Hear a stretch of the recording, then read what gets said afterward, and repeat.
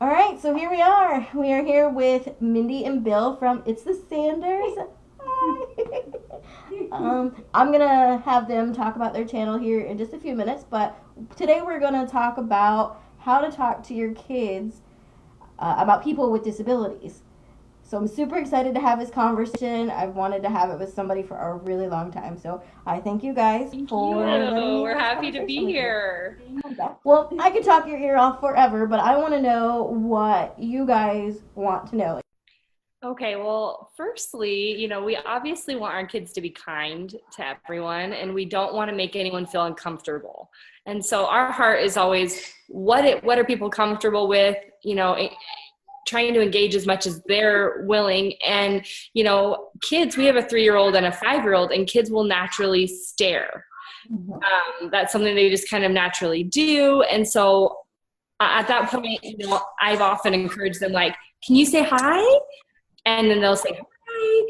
But beyond that, like, then I just kind of try to usher them away if they're staring. Mhm. So how do I handle that? What do I do?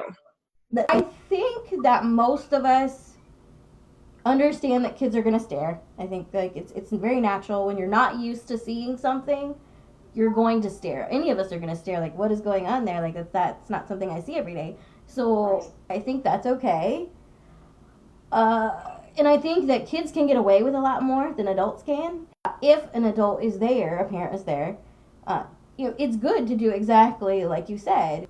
Say hi. Even something like, look at her chair, isn't it cool? Putting like a positive spin to the wheelchair, I think is a good thing because I think people like the world will naturally put a negative spin to it. Like you're gonna see, somebody's in a wheelchair, they got hurt, and kids are gonna pick up on that, and they're gonna learn that. But putting a positive spin to it, I think, is a really good idea too. Like it's not always a negative. It doesn't always mean that person is suffering or having a bad life. Or I think you're doing good by saying you say hi. Like nobody wants to be ignored. That's super cool. As far as like not continuing on the conversation, I mean, it kind of depends, like the situation. If you're like standing in a grocery line or something, it'd be kind of weird to all of a sudden just stop talking. But you say, don't you think the wheelchair is cool? You good positive things, and I would say don't worry about what he says. Right. Personally, Okay. like I said, kids can get away with more than adults can, so don't worry about it. I think that you're always going to risk somebody being offended with anything that you say, no matter what it is. It doesn't matter. You're going to risk it, right?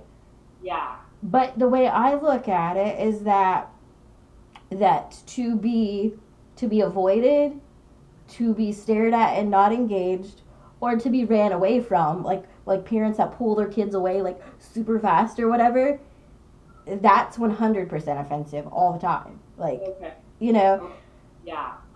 I think that you mentioned to me that you've pulled your kid away because you don't want them to say something offensive. So it's like it's more about, oh my gosh, what's my kid gonna say? Pulling them Yeah. away. Yeah. And I'll say when you said that, I'm not a parent, so I've never thought of that. Actually, I never did. Every time that I've seen a parent pull their kid away, I'm thinking, what's wrong with me? And I don't take offense to it, but it's Right. like it's that fine battle of yes, there's stranger danger, so I want to go to them. Like, let's talk, let's engage, which you can't Yeah. really do. Like, I'm a stranger, so I shouldn't do that. Right. So, but I never thought of that because I'm not a parent. Parents probably think of that, but I've never thought of that. So like that was eye opening to me and will help me when I do see it to, not offended, Right. and just say okay, that's cool, and to maybe reach out to the parent and say, Right. let's talk. Do they have any questions? I'll say, isn't my chair cool? Look at the blue. So that definitely made me think of it a different way than I Yeah. had thought of it That's before. really cool. So, Yeah. I think our heart is always to just be kind, and we never want to hurt anyone's feelings, or and actually we've had some people who've been really friendly. There's a checker at a grocery store close by here, and he has some disabilities, and he has a dog there, and so he'll always chat with the kids. He's really friendly. He's never offended. He's just really friendly and nice. And then if they see the dog, he'll be like, this is my dog, and, engage with them. So I feel like he's really reaching out to us instead of being offended. He's got a really great heart, which is always cool. Yeah, we'd love to see that. But, we've been also doing this as far as teaching the kids. There's this show that we've come across. It's called Daniel Tiger. I don't know if you know Daniel Tiger's from the old Mr. Rogers Neighborhood back in the day, but there's a new computer animated Daniel Tiger show, and it's adorable. It has some of the original characters, and they did an episode recently, and my kids were just watching that before we came on here. They were watching that actually yesterday. Our kids were. So it basically was like, there's this girl named Chrissy, and she has a disability. Her legs have braces on them, and she needs crutches. And just kind of going over with them, some things are the same. Like, we all have feelings. She was saying, I have big brown eyes, and you have big brown eyes, but some things are different. We might play in a different way. And so it's kind of a good tool to get the questions flowing from them. Just get them talking about it ahead of time, not when we're in the moment, and we don't want to be hurt. I wish people would, the way I look at it is engaging with somebody or learning about a person with a disability is the same thing as learning why are we white and somebody else is black. Why, like, men and women, like a single mother would have to teach their kid, like if they have a daughter, about men, like more so like in a different way than a couple that's together. So I look at it as the same, like that you can talk about just differences, and I don't think, in my experience, they don't necessarily want to know all of like the gory details. Like, they don't really care, like, were you in an accident and was it traumatic, and all that stuff that maybe an adult might want to know. Even though most adults, when I say, oh, I was born this way, they're like, okay, whatever, and they just move on. It seems to fill whatever hole that they were needing to know. I don't really think kids need that. Like, I mean, some kid might be like super smart, or as they're getting into their teens, well, what happened with this? And what you can do is take it behind the scenes. Like, but at first, if you can start when they're really young. I'll give you a personal example. There's a kid that comes and visits somebody here in this building, and the kid is under 2. I don't know what age kids start talking and walking and all that stuff. But the kid, like, always at a far distance will start walking to me and pointing like this. Yeah. I don't know if they're pointing because it's just another person, or is it the wheelchair? Like, I don't know what it is.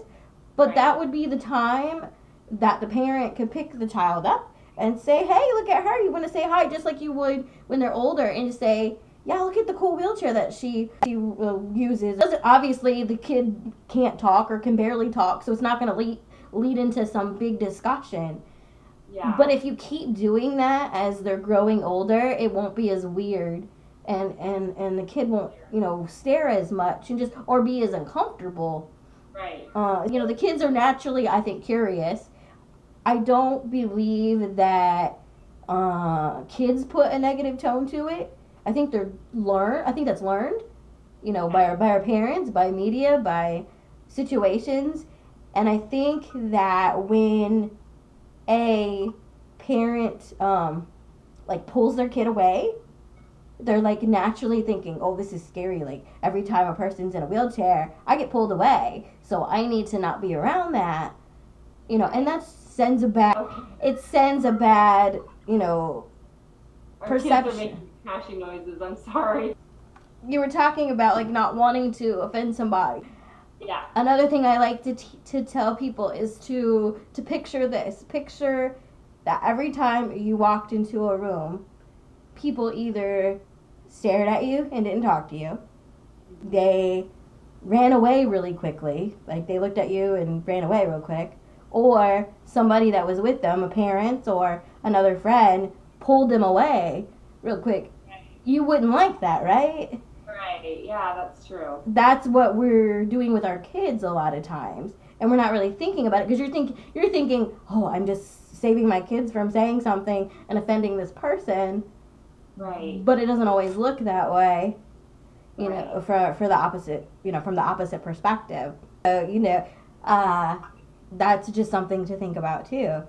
Mm-hmm. So when I'm with my kids and they have a question about something, pertaining to someone with a disability, do I ever let them ask that question, or do I just ask them to please ask that question in the car later, because they're going to ask the questions. Do I want okay to engage with someone and ask them a question? Like, I guess I feel like kids don't have a filter sometimes. They might ask kind, you know what I mean? Uh-huh. Oh, I would say let them ask.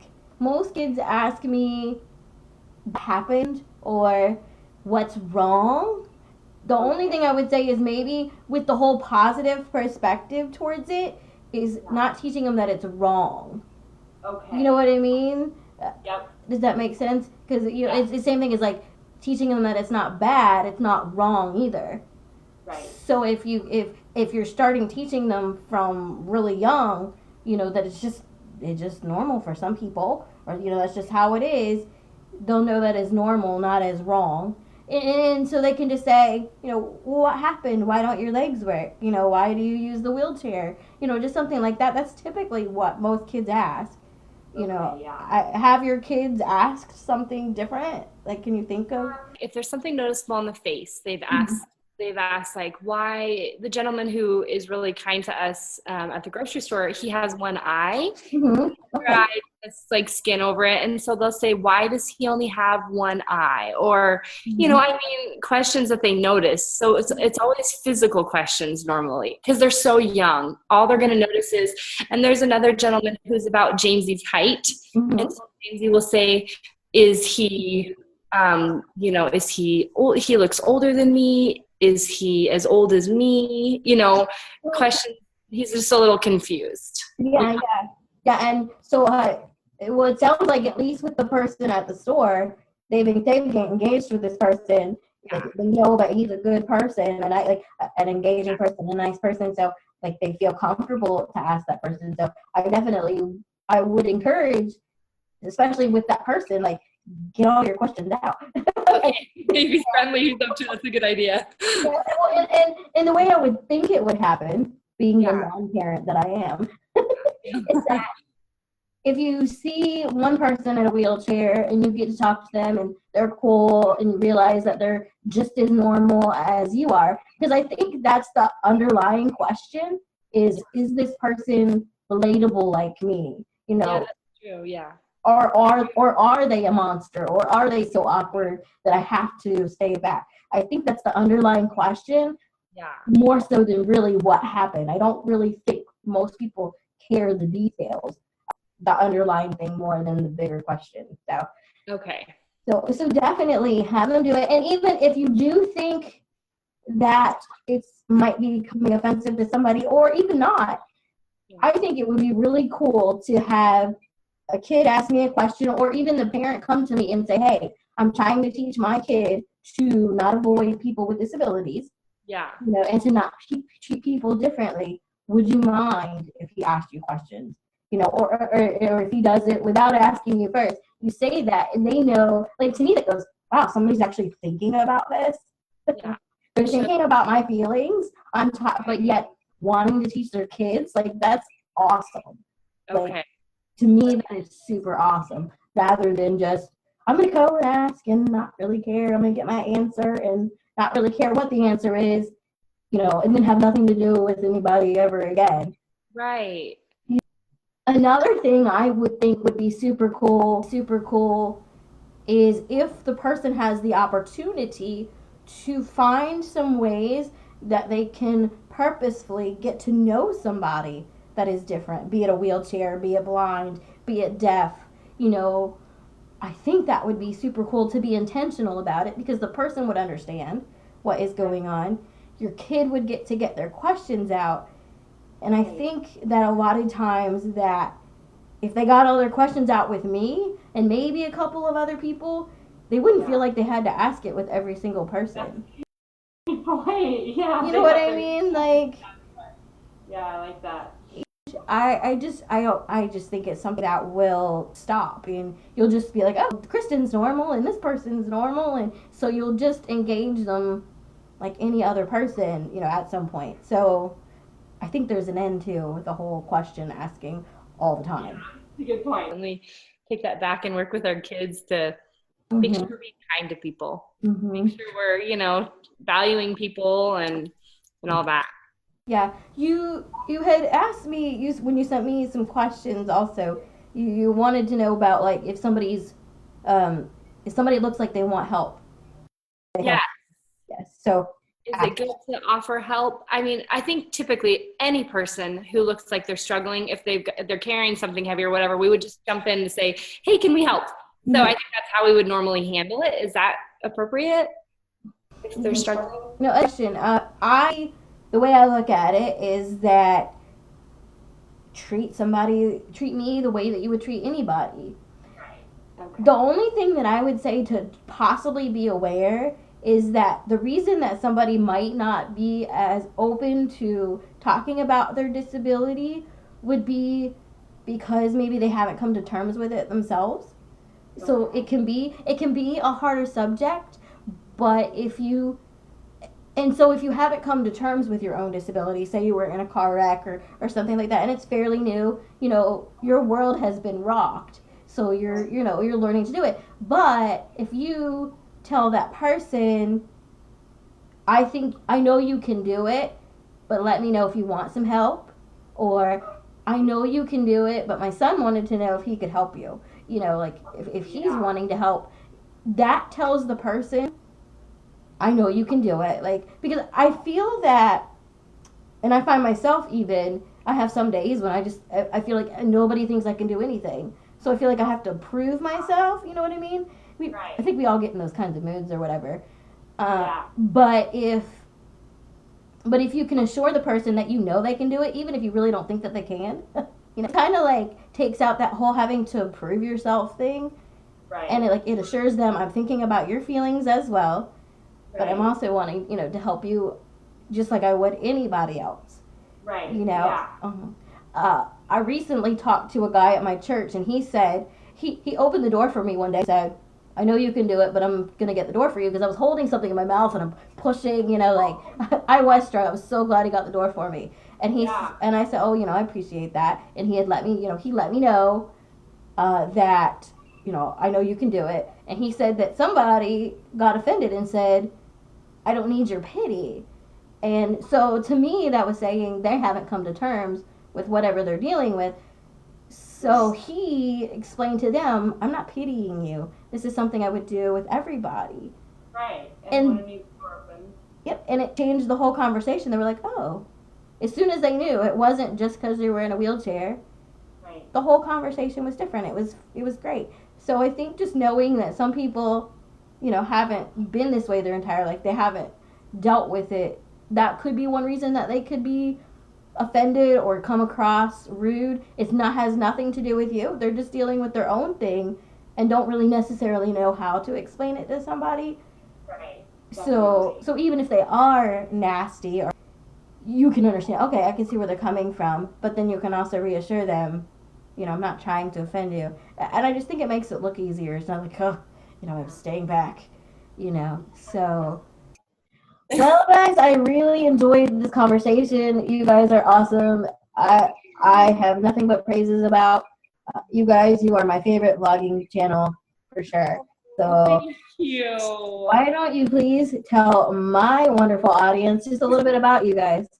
Okay, well, I'm Mindy. This is Bill, James, and Corey. And our channel name is It's the Sanders because our friends would see us and be like, hey, it's the Sanders.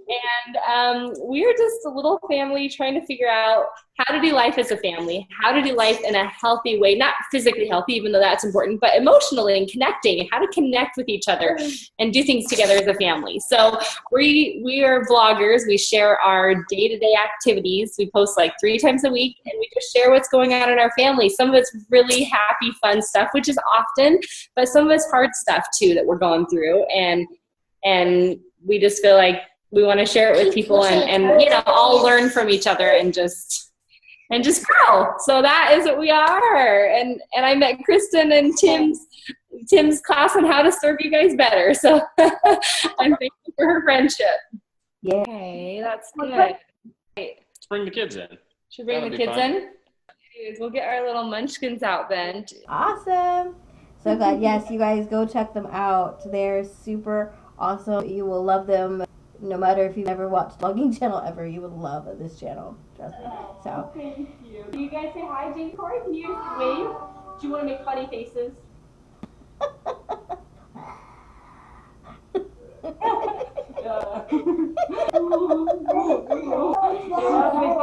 He's posing. He's holding that pose for a long time.